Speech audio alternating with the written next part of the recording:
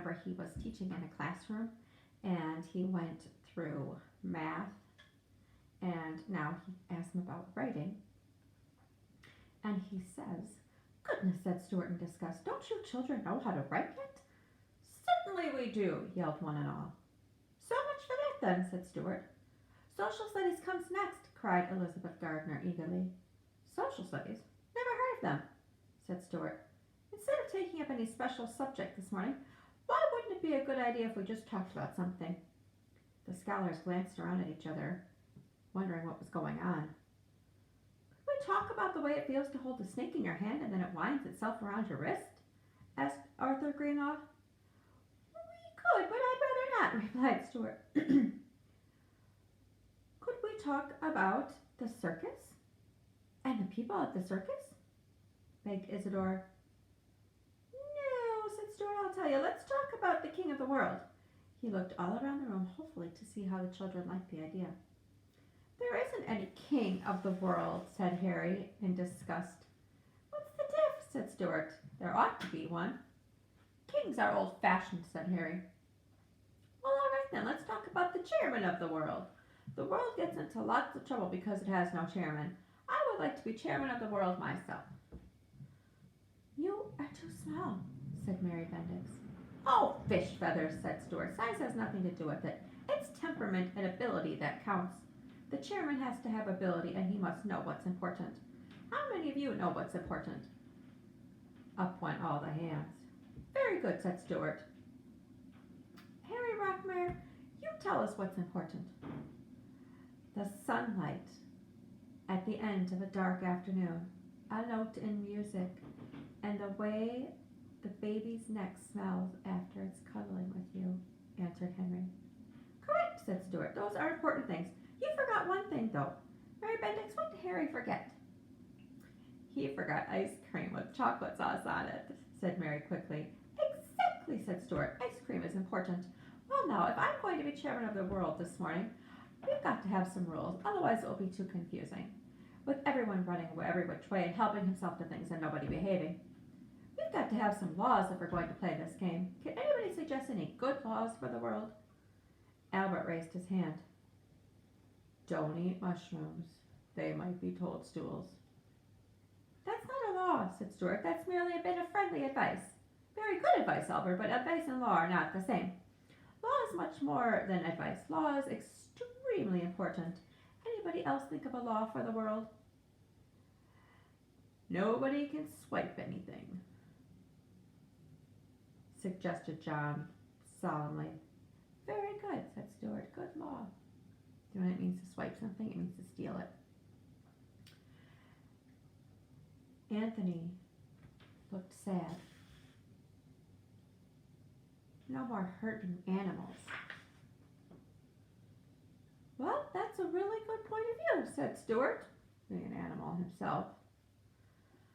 "I have another point of view, being an animal myself." I got myself lost here. "There ought to be a law against fighting," raised Angela and said, raised her hand and said that. "Impractical," said Stuart. "Sometimes boys like to fight."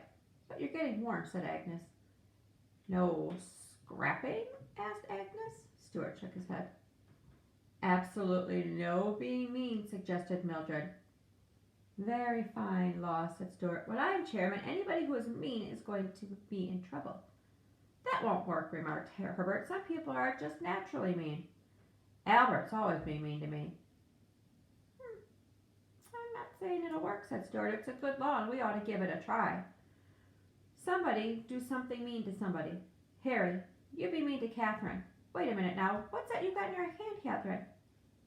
"It's a tiny pillow stuffed with sweet-smelling balsam."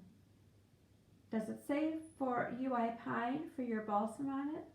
"Yes," said Catherine. "Do you love it very much?" asked Stuart. "Yes, I do," said Catherine. "Okay, Harry, grab it. Take it away." Harry ran over to where Catherine sat, grabbed the little pillow from her hand, and ran back to his seat while Catherine screamed. "Now then," said Stuart in a fierce voice, "hold on." There's the picture. Ooh, it's not good, is it? With the light in here.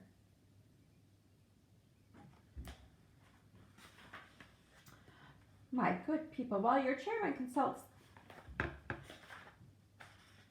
my book of rules. He pretended to thumb through a book. Here we are. Absolutely no being mean. Nix on swiping anything. Harry has broken 2 laws, the laws being mean and the law against swiping. Let's get Harry and set him back before he comes so mean people will hardly recognize him anymore. Stuart ran from the yardstick and slid down like a fireman going down a pole. He ran toward Harry, and the other children jumped up from their seats and raced up and down the aisles and crowded around Harry while Stuart demanded that he give up the little pillow. Harry looked frightened. Although he knew it was just a test, he gave Catherine the pillow. There, worked pretty well, said Stuart. No being mean is a perfectly good law. Whew, he wiped his face.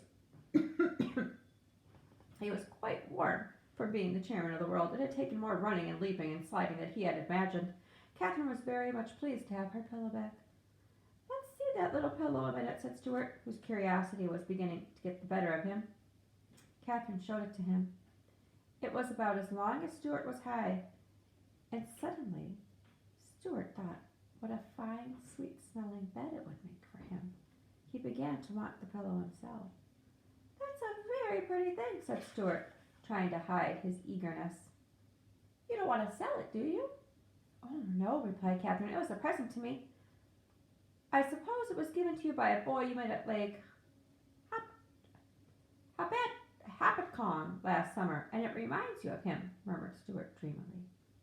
Yes, it was, said Catherine. Ah, said Stuart, summers are wonderful, aren't they, Catherine? Yes, and last summer was the most wonderful summer I've ever had in my life. I can imagine, replied Stuart.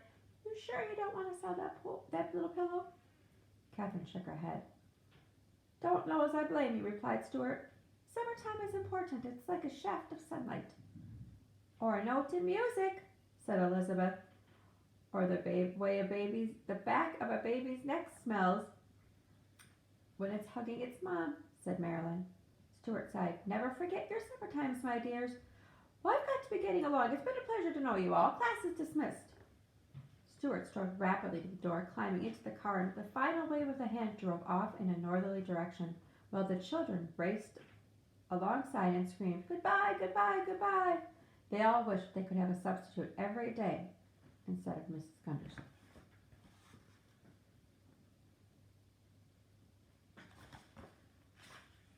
That's the end of that chapter for today. All right, I'll see you guys tomorrow on Hack Day.